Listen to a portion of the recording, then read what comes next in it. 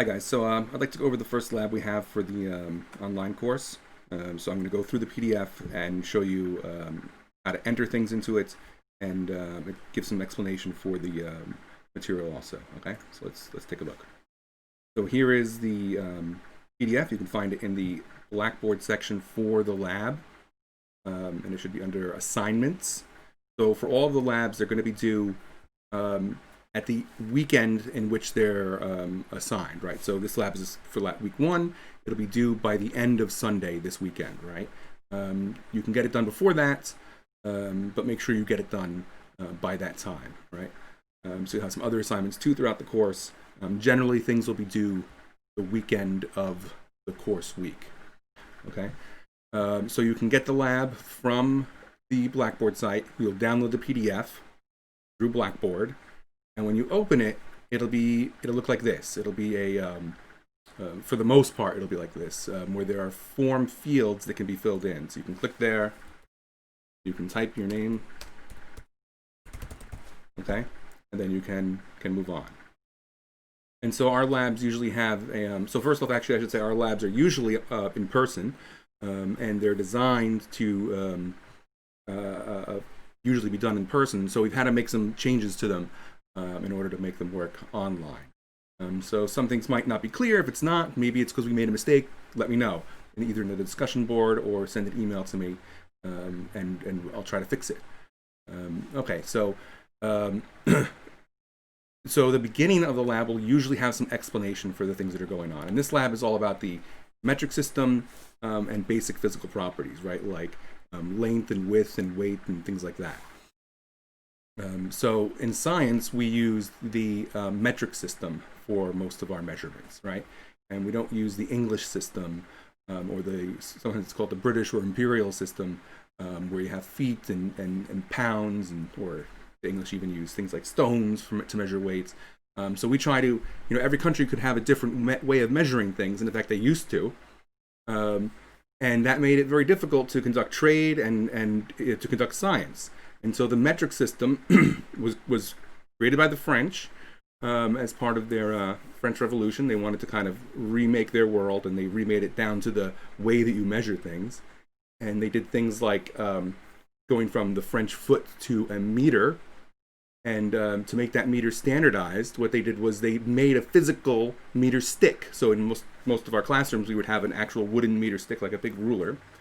But they made a physical meter stick out of like platinum and iridium metal, so when it got heated up, it wouldn't change volume or size, and it would stay stable, and it was non-corrosive, and it would last for a long time.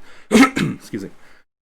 So they made those meter sticks. They sent them to different countries around the world, and everyone that then made a measurement would always refer their measurement back to that meter stick. So when someone said something was a meter long or 100 meters long, everyone else in the world knew exactly what that meant. And if they were working from a plan, a blueprint to build something, they can make it exactly the same, right? So the metric system is actually really important, not just for that, for building things, but also for doing research and for doing science. So whether a scientist is in a lab in France or Antarctica or Mars, they can do all the same measurements, and they can replicate their experiments, right? So it's really important. In the U.S., we don't really use that system too much, so we usually need to spend a little bit of time kind of converting our students over into this metric system. So this lab now, the form explains all of this. We have centimeters, decimeters, subdivisions of a meter. The more subdivisions you have, the more of them there are. So if you have just 1 meter, that's one chunk. A centimeter is 100 pieces, right? It's 1/100th of a meter. So there are 100 of them. So now the actual number has gone from 1 to 100. The number has gotten larger, even though the things have gotten smaller. So read through this introduction, and then you can go into the lab. And so for this lab, you have to print out. You might have to print it out and use a ruler to measure this object. Okay. You don't want to print it out oversized. If you just measure it on your screen, everyone's screen is different. So that could create kind of a problem. So try to at least print out this one page and make a measurement for it. Or you can kind of guess this is a regular 8.25 by 11, 8.5 by 11.25 page printed. You can kind of figure out what it should be. And then make your measurements. Hopefully you have a ruler somewhere in your house that has centimeters and inches. And then you can type your measurements here, right? Right, whatever they end up being. Right, I'm just putting random numbers. Okay. Then you have to answer some more questions, like how many centimeters are there in 1 inch, which the earlier part of the lab talks about. Then we move on from one dimension, right, length, to 2 dimensions, right, length and width. So we're going into 2D, and so we're measuring areas. And when you're doing that, you're measuring. If you're measuring an object, you measure its length and then its width or height, whatever you want to call it, right, the second dimension. And then what you do is to find the area is for a square, you multiply those 2 numbers, right? So if it's 2 inches long and 2 inches tall, 2 times 2 is 4. It's 4 inches in area, but not just 4 inches. It's 4 inches square, right? And we're kind of reminded of that because the first shape we might think about is a line, a shape with 4 sides, all equally sized, right? So a square, right? The other way to remember that is that you're taking the number 2, you're multiplying it by the other number 2, you're taking 2 and you're squaring it, right? And then, so we have 2 inches squared. Now notice we also in here have the units written down. We have the units of inches and centimeters. And so normally we would tell people we'd actually leave this blank and you'd have to write it down. And we would count that as like half of the question, right? But so when you're doing this, the units are already filled out for you, and notice that they are squared. That's because you take that inch, the unit of an inch, and you multiply it by another unit of an inch. So inch and inch times each other is an inch squared, just like written here. So we get to area with that. When we go to volume, we get cubes, right? Here you have to measure the radius of the circle, so you'll have to print this out also. And you measure the radius. The radius is, if you've forgotten, right, it's the point from the center to the edge, not across. There's a little formula here showing you how to do that, how to calculate the area from the radius. Then we move on to central park. Okay, so now you have to calculate the area of Central Park, but you're using a map. And so for geology, this is very important, right? And so the legend for the map is down here, where we see a scale bar. And so a line this long, and in fact, you don't have to even print this now. You can because you have the scale here. A line this long on the map is 800 meters. So if you take a line that long, and then you do it again, string another one just like it, and another one, and another one, and another one. Each one of them is 800, 1600, right? You can keep going on and measure this entire length in the meters that this length of Central Park is. And then you can also measure this length, this distance, this narrower distance. And then you can multiply the 2 to get the area in what? In meters squared of Central Park. So you would take the number value for this length, the number value for this much longer length, multiply them, and then you also take the unit, the meter, and multiply it by the other meter, and represent as m squared, right? So when we do this physically in our labs, where there's a lab book that people are working from, half the class, more than that, and it's kind of an easy mistake to do if you've never done it, will take their ruler and they'll measure the size of the map, basically. And and their answer will be that Central Park is 10 square meters, or like 10 square centimeters, or something like that. And obviously, it's much larger than that. So always think about your answers too when you get them. And then we have another one for temperature. So we would usually have people put thermometers into little cups of water and measure all types of temperatures. Here, you have to basically do some conversions using the formula that's provided here, and answer some questions. You have to check today's temperature. And then record your answers here, okay?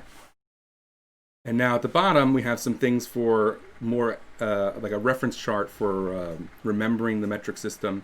So we have lots of different prefixes for the metric system. They each mean a different thing. I don't think you'll have to worry about that too much, but you should just be aware of it. And then there's a kind of an interesting article here about what happened when some scientists got their units mixed up and wrong. So once you've created and filled in this PDF, maybe you only want to do one page today, maybe you do another page tomorrow, you then can save it by clicking on File and Save, right? Or Save As, and then save it to your hard drive, and then go back to the Blackboard site, go back to where you got the lab from, and there'll be a place to upload it or submit it, and that's how it will be submitted.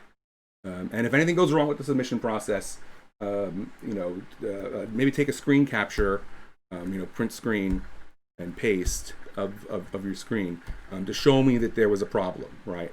That there was some failure to upload and it wouldn't work. And then we'll try to work something out from that, okay?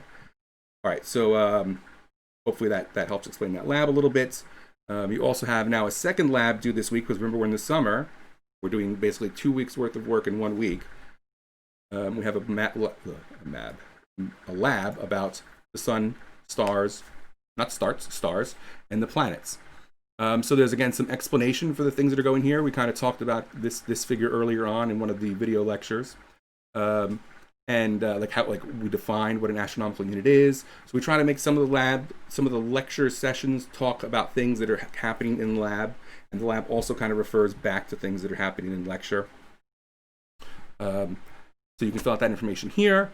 We have some pictures and graphics that will help answer some of these questions. So this is the Earth. These are the different lines of latitude and longitude. Okay, and then you can answer some questions about it, right? And you can fill in these questions, these answers here. So nothing too complicated, just a basic way of looking at the metric system. Okay, not the metric system, the Earth and Moon. And then the next exercise talks about the Earth revolving around the sun. You can fill in some questions here. I couldn't complete these lines, unfortunately. We're not going to worry about them. So you can type your text. It left lots of space for people to type.